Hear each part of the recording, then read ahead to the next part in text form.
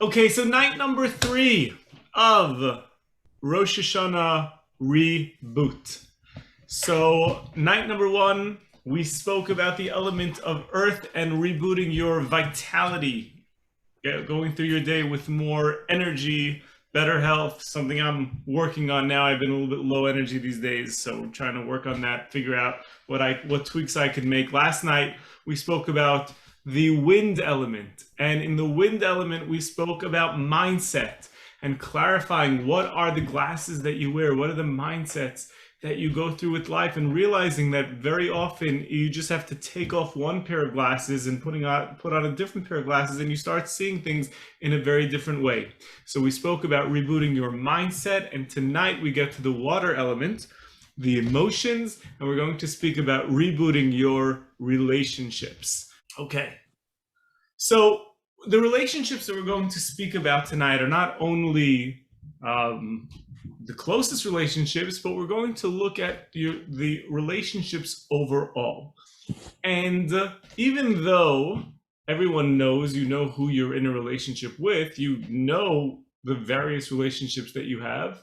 However, as an exercise, it's certainly worthwhile to actually do this exercise and really put down on paper.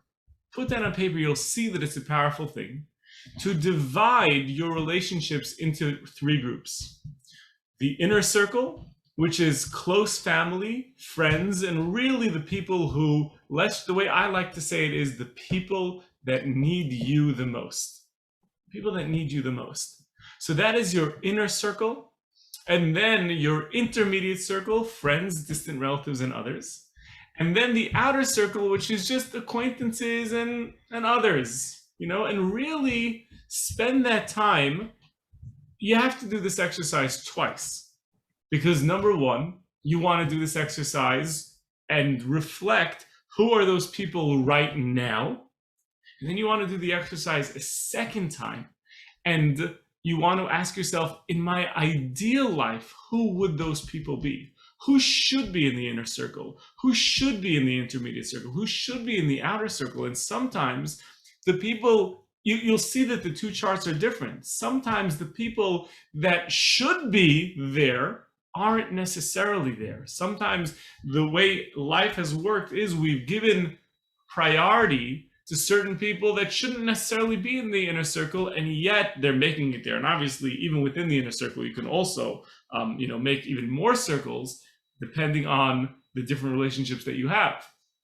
But as you're going through this exercise, one of the things that you want to keep in mind is a very, very powerful saying, and that is, you are the sum of the people that spend the most time in your inner circle. Some people say you're the sum of the 5 people that you spend the most time with, right. And maybe that's true, but again, I don't know if it's 5, it could be 4, it could be 6. Yeah, when we were discussing it, we started feeling like 5 was a very limiting number. It started keeping us a little bit trapped. Right, and again, and maybe it's true. I don't know, but I don't see necessarily why it has to be 5. But definitely, when you look at your inner circle, the reality is that you become the sum total of them in many areas of your life. Mm-hmm. So if these people are toxic, then you become toxic. If these people are successful, you will be more successful. Mm-hmm. If these people are pursuing certain goals, if they have certain values, those will become, in many, many different areas, you'll see that you really do. We're very, very much affected by those people that are in our inner circle. Now, by the way, I just want to say one thing. Your inner circle doesn't necessarily mean that you're having the most actual conversational interaction with them. Somebody can be in your circle, not because you choose it to be, but because they're spending a lot of time in your brain. Right. I think that is a really, really important piece to talk about, because I think automatically when we do this exercise, we start writing down the people that we think about, like physically being in our circle. And I think that this idea of recognizing that if somebody is taking up any type of mental space in our head. Sometimes if it's getting us to a better place, then great, no problem. Make it take up as much space if it's helping, move us further in life. But if it is at all, draining us, then that is a really important realization to have. And either way, for the good or for the bad, it has to go down in that circle. So meaning that's also one of the things one of the tools that we use in our coaching. And again, like we said the other night, these are the 4 areas: vitality, mindset, relationships, and spirituality that we focus on most in our coaching. And one of the things that I received from I've worked with many coaches, but I remember once one of the coaches that I worked with when I was actually in a job situation where a lot of people were just getting into my head. And one of the questions, whenever I would start going off in that place of like this one and that one and this one and that one, he would say, "Let me ask you a question. How much rent are they paying you?" And I'd be like, "Well, how much? Like, what are you talking about? How much rent?" And they'd be like, "Yeah, how much rent are they paying you to take up the space in your brain?" Because if they're paying you rent to have that place in your brain, fine, you can leave them there. But if they're not paying you rent, then don't give them prime real estate for free. Right, that's the line. Don't give them prime real estate for free. Right. That's right. And your brain is prime real estate. Yeah. So what happens if thank you, Devin, I see your heart. We love you too. What happens if you don't have actual people? What happens if you look at your inner circle and you're just like, and the reality is, right, life does its thing. And your reality is that the people in your inner circle are just not that impressive. Mm-hmm. So in that way, again, what Devorah said before, and it's so true, is that even if you don't, obviously it's best that your inner circle be people that are really in your life, people that you interact with, that you have a relationship with. However, right, your inner circle, you can have people that because you become familiar with them through their work, through the books that they write, through their social media, right? And I would say, how about make these same concentric circles? Is that the word? Concentric circles, right? Make them with your social media feed. Because again, remember that the frightening reality is, and I'm sure everyone over here has seen The Social Dilemma on Netflix, right? But remember that your social media, Facebook and Instagram, and if you're not actively deciding who you want to be spending time with on social media, then they are deciding that for you.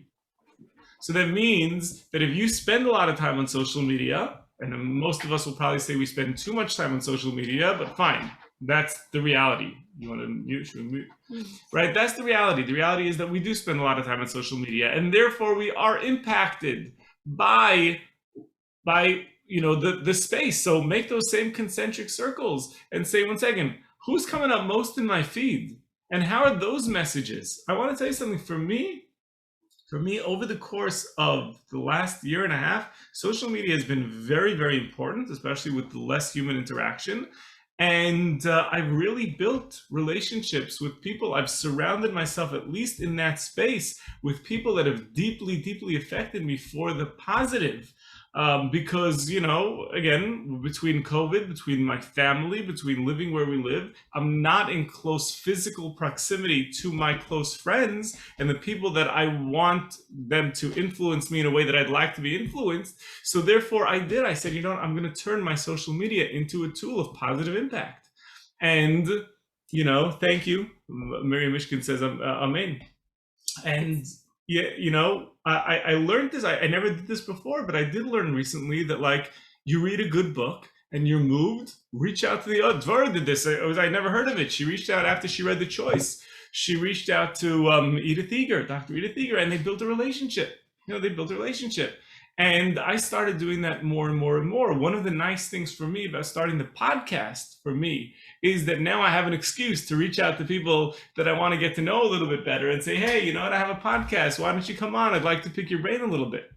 So you have to really choose who you want to be part of that inner circle. And then whatever that may mean, even if it doesn't practically mean that you can spend the most time with them, figure out a way that they're going to become part of your inner circle and that they're going to affect you in whatever way you'd like to be affected. Yes, wonderfully said. And just, just to reiterate, because it's this kind of like the same a line that I could give at the beginning of every reboot, but that is that this is really the time. Like if you walk away tonight and this is all that you remember, is just start paying attention. It's time to reboot. It's not just settling for what has been. It's now moving forward, moving upward. It's Rosh Hashanah time. It's time to let's go, guys. Come on, get into the right lane.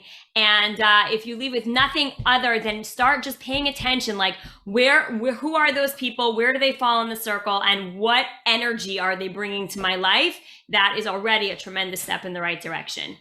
And obviously, there are certain tools. It's very, very hard just to pull the plug on people in our life. We don't always have that option to just pull the plug, cold turkey. So what we want to do is we want to start slowly, pushing them a little bit. If we don't want them in that inner circle, to slowly, gently, push them away without apologizing, tactfully smart, to do it in a smart way, but just saying, you know what? You don't belong here. You don't belong here in my inner circle. And therefore, slowly, I'm going to nudge you out of there. Yeah. To quote Nancy, and I use this all the time, she calls it the Control-Alt-Delete. Time to move on. Yeah. It's not so simple. I've actually coached people just in this area alone, just how to weave out certain relationships. It's not simple, but it happens. It does take some time, but it happens. This is an exercise right here that I put in the 4 Elements workbook. It's not in the book itself, but for those who bought the book, and I sent the... and if you don't have the book, why don't you have your copy? That's right. This is you can still available to get your inscribed, Nancy, are you going to pick up your copy? All 12 of them. That's just one of 12. All 12 of them. We love you, Nancy.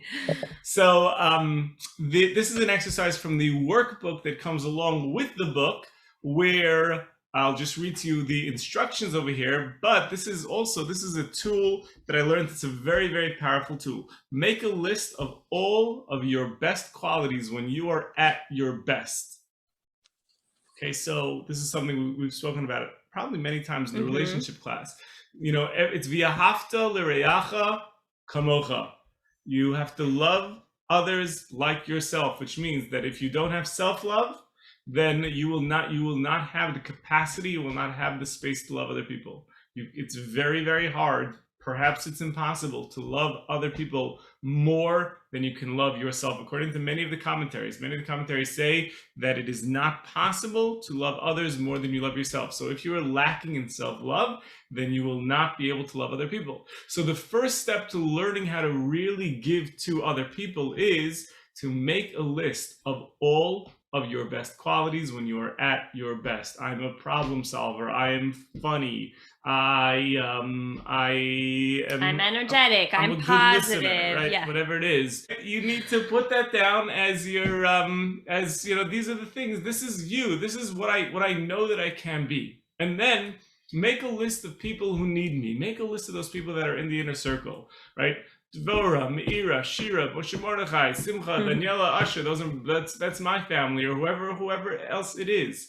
And then, which of those qualities that you listed, which of those qualities can I best apply to this relationship? Because again, we don't want to fall into the trap that we hear so many people are saying, and that is, I'm really this with my friends, but not at home. I'm really this at work, but not at home. So we want to make sure that we're taking those best qualities and saying, yes, this is not just something that I give to people in the intermediate circle or the outer circle, but these are actually things that are being employed and that are being applied within the inner circle.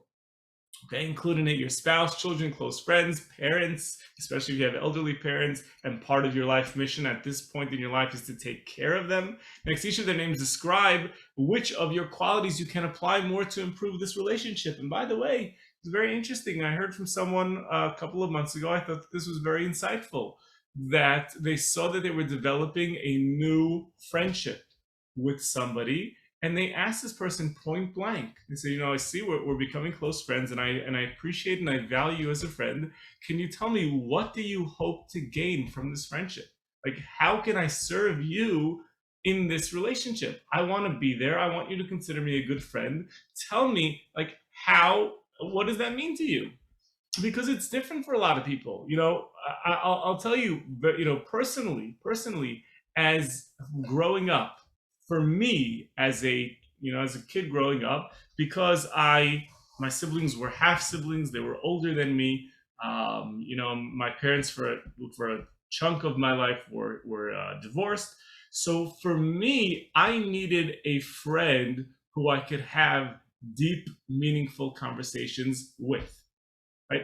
Even if we didn't have anything deep and meaningful to talk about, to me, it was important to figure something out, because to me, that defined what I needed. There were friends of mine that didn't need that. Right? They were just like, I just want someone to play basketball with. I just want someone to hang out with. I want someone to go for pizza with.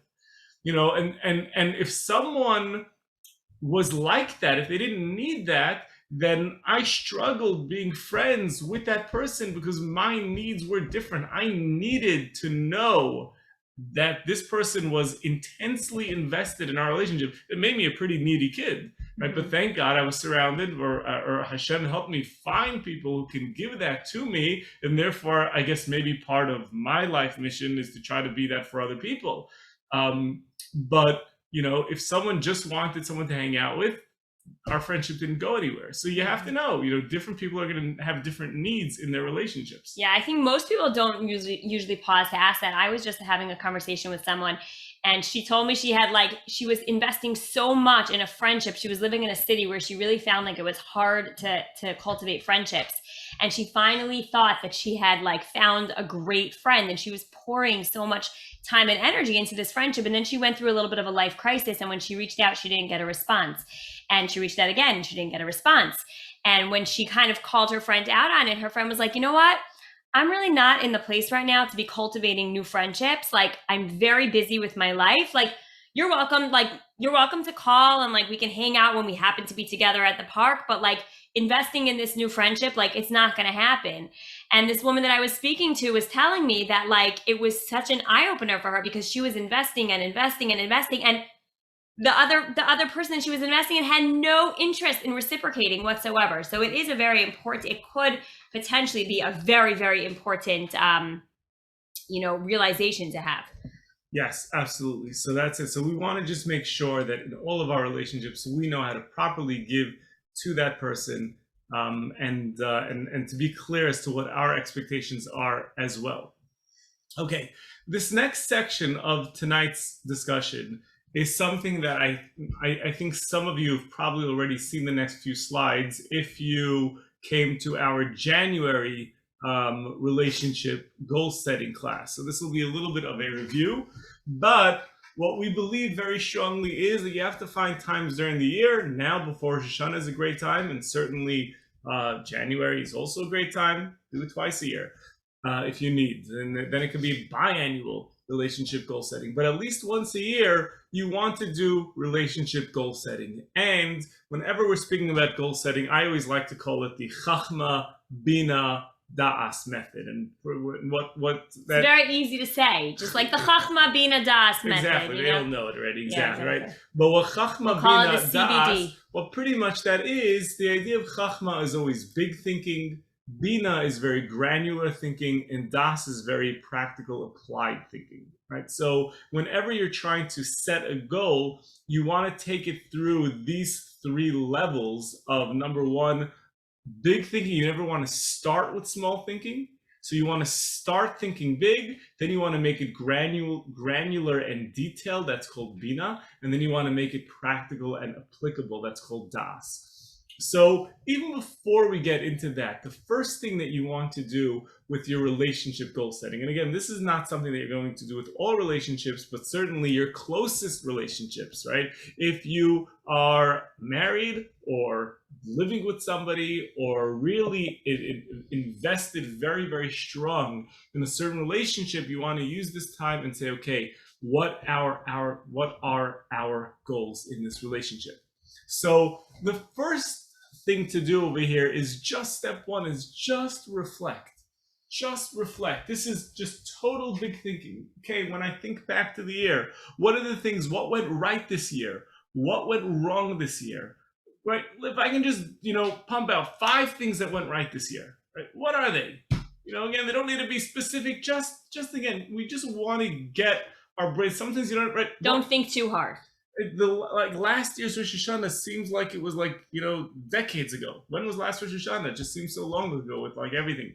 So what are the things that went right? What are the things that went wrong? I think this is just also very important to note on the bottom, and that is that it's really worthwhile to do it both on the individual level and together with whoever you're in the relationship with. Yes, and again, and even if it seems like everything is good, it's still worthwhile just to dig deep and even just to nitpick. Why? Because sometimes those little things, because again, if I'm going into Rosh Hashanah and, I'm coming off a couple of good months.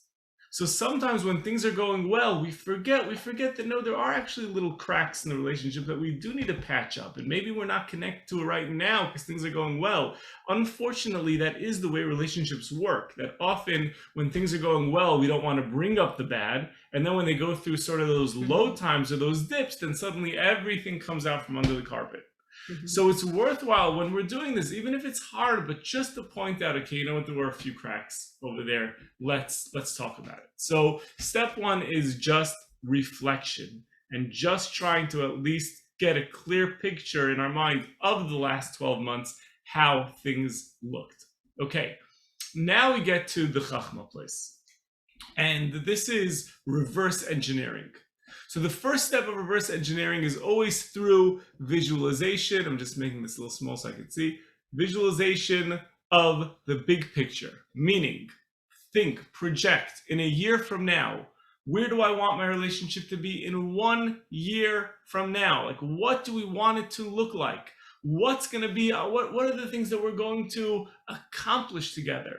What are the next big things that we always like to talk about that? What are going to be our next big goals? So where do I want my relationship to be in exactly 1 year from now? Where do I want to be in my relationship in exactly 1 year from now? So I try to look at this always from those two places, for us together as a couple, but also remember that a relationship is not just us together. A relationship is me and Devorah. So therefore, where do I want us to be? But also, where do I, Shlomo Buxbaum, what do I want to accomplish in this relationship? Not as a couple, not the big things that we're working on together, but because my relationship is my way, my mission of growth in this world, how do I want to grow within that relationship? Okay, so these are the two things that we want to speak about, that in this level, in this Chochma level. And then just again, maybe you can just bring up again, and I know they probably heard it from us so many times, but just this concept of the next big thing. Yeah, it's always, this is something, it could be done. You could be taking a walk together. It could be just something you're thinking about, but it is so important as generally we always talk about it before Rosh Hashanah and also in January time, just to really be able to think what is that next big thing that is going to be on our radar. Because the goal really is that once you know what the next big thing is going to be in your relationship, something that you're either going to work on tackling together, a big project that you're going to work on, whatever it is, if you have it in mind, if you know that you're going to be, wanting it on, if it's already put down here and then on paper, the studies show that the likelihood of it actually happening is going to be much, much greater. So it is very important. It also just keeps you on your toes and keeps you moving. And in a relationship, it keeps you working together as a team also. Right. It builds your teamwork. How are we going to make this happen together? Right. So that really is the goal of always just, and as soon as it's done, and it could be that it's a long-term project, but just constantly thinking about what is that next big thing. In many, especially in many marriages, so that what it might come down to is, okay, what is the next week? What is something that we could look forward to? If it's a young couple, maybe it's having, your first child or a second child. That might be something, and then, that's a whole life change. If you're already a young family, it may be purchasing a house. It may be, a beautiful vacation. I just heard someone say that their next big thing was that they wanted to plan together. They wanted to have a big, beautiful 10-year anniversary in an exotic location. And they wanted to do it, I believe they wanted to do it together, maybe with other close family members or something like that. And then it really became, okay, well, how are we going to afford that? And then the teamwork was, okay, this is a little bit beyond our budget. How can we work that out? And, working together in the money space and getting on the same page with money is also, it builds the sense of team, and it builds you closer together. And anytime that you're working towards a goal, the goal will bind you together. The goal will make you feel closer to the other person. Okay, that is the Chochma stage. Then, how are we doing time-wise? Okay, fine, we'll start wrapping it up. The next step over here is now we want to crystallize it. Okay, so now I know where we want to be in a year. I know what the next big thing is. Now, reverse engineer, crystallize what are the specific 3 or 4 things, right, that we can put down as a SMART goal: specific, measurable, attainable, realistic, or relevant, time-bound, right? Something that I could say, okay, if that's the case, if we're really going to do this big anniversary party, I know that we need to start putting away an additional $500 a month or whatever it is, right? There's an additional $1,000 a month. How are we going to do that together? What's going to be the thing? Or how can we make a little more money? Or what's the first step that we need to take to start looking at homes if we want to purchase a home? I heard a great line the other day. Never abandon a big idea without taking the first action step. It doesn't sound like a quote. It just sounds like an idea. But anyways, when the person that I heard it did sound like a quote. It's something like, never leave a big idea without, taking at least one small action. Right? So what is going to be at least one small, or the first 3 steps, the first 3 things that we can do to get us closer to that goal that we're trying to accomplish? Obviously, in a struggling relationship, the focus is going to be more on the struggles. If you were fighting the whole year, don't start talking about buying a home together. But if you were fighting the whole year, it's okay. Maybe we need some help. Maybe we need to start seeing somebody. Maybe we need to start reading books. So your focus is going to be more on ironing out the struggles. In a decent relationship, you're going to be focused on turning it great. In a great relationship, the focus is going to be on that big thing that we can accomplish together. But whatever it is, you're starting to break down what are the next concrete steps that we can do. Okay, and then map it out. What are the different action items that are going to be necessary to get the relationship there? So in the previous stage, you're sort of looking at what are all the different action things that you'll have to take to get there. And now it's really, and I said the next 3 things, but that would really be over here more. The other one is really just breaking everything down, breaking down the entire journey from here to there. But over here, now it's what are really those the next action. What is the next step to take? And go ahead and just do something just to get the wheels turning, just to get it going. Otherwise, we'll talk about it, but we'll never actually get there. So it's very, very healthy. It's something that's good to do with the people that you love, the people that you're closest with. And it's good to do that with your own life, but certainly in that relationship. And you find that it will bring you closer and closer and closer because you're working on something together. Absolutely.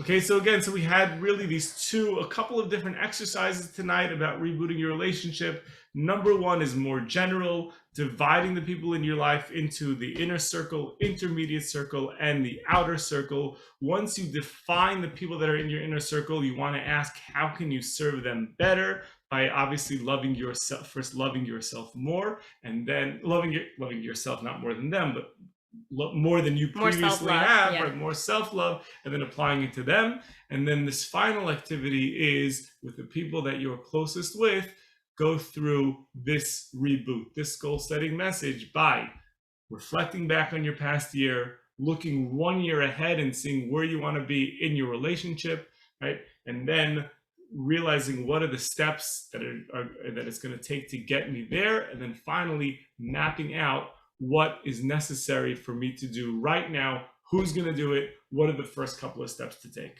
Yes, and don't forget, don't settle. You know, you don't have to settle for anything. This whole reboot is about really analyzing, moving from good to great. The sky is the limit with potential, and don't think that just because something is a certain way, you have to settle. That is not the case. It's exciting to think big. It's exciting to think big. So that's what we want. All right. That is what we have for tonight. Tomorrow night will be our last reboot session. Tomorrow night we're going to speak about rebooting your spirituality. And that will really wrap it up. That will be the fire section of this reboot. And then, yeah, we'll all be ready to go into Rosh Hashanah.